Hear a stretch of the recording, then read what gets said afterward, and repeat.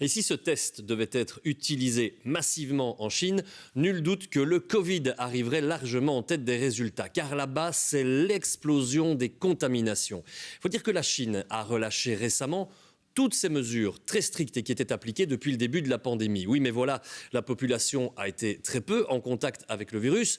Et puis, il y a un autre problème, cette population, elle est très peu vaccinée. Aujourd'hui, les autorités paniquent un tout petit peu et on retrouve des situations parfois très compliquées dans les hôpitaux. C'est ce que nous confirme à l'instant notre correspondante Lou Kiziela qu'on a pu joindre juste avant ce journal.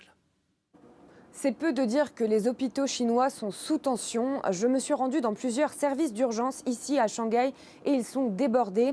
J'y ai vu des patients allongés à même le sol, d'autres qui doivent attendre dehors par manque de place, des brancards entassés dans les couloirs et des dizaines de personnes âgées sous assistance respiratoire.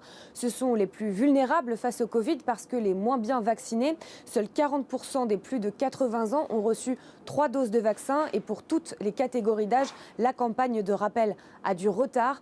Depuis la levée des restrictions, le virus se propage à une vitesse fulgurante, mais difficile à mesurer puisque les autorités ont arrêté de publier le nombre de contaminations.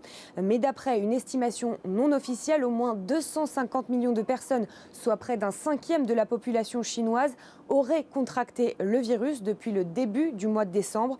Officiellement, la Chine a recensé moins de 10 décès liés au Covid depuis la fin des restrictions, un nombre qui paraît bien éloigné de la réalité quand on voit que dans tout le pays, les crématoriums sont dépassés.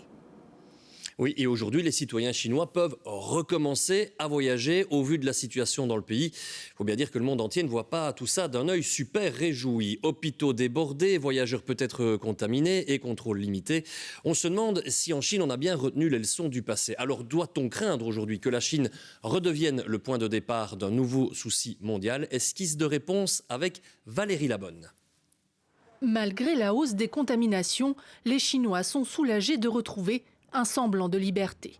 Après 3 ans à subir la politique zéro Covid, ce retour à la normale est plébiscité par les milieux d'affaires et par les dizaines de millions de Chinois vivant à l'étranger.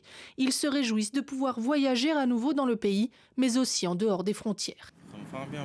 C'est très pratique maintenant, ce n'est pas comme dans le passé. Si vous vouliez voyager, vous deviez encore prendre en compte beaucoup de choses comme les tests PCR et les zones à haut risque ou à faible risque. Dans le passé, c'était vraiment compliqué, c'est beaucoup mieux maintenant. Lorsque ça a été annoncé, j'ai eu l'impression que l'épidémie était enfin terminée. Les projets de voyage que j'ai faits il y a 3 ans peuvent enfin devenir une réalité.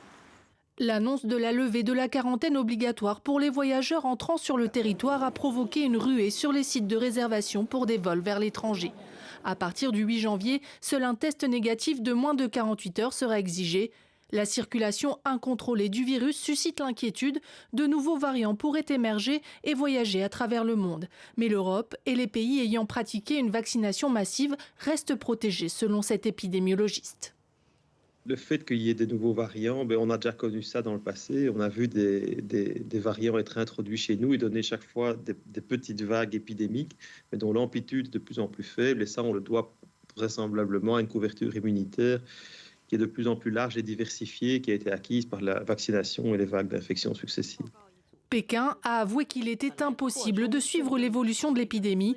Faute de données quotidiennes sur le Covid en Chine, les chancelleries à travers le monde sont sur le qui-vive. Le Japon, l'Inde et l'Italie ont annoncé rétablir les tests PCR obligatoires pour les voyageurs en provenance de Chine. Les États-Unis et la France annoncent y réfléchir sérieusement.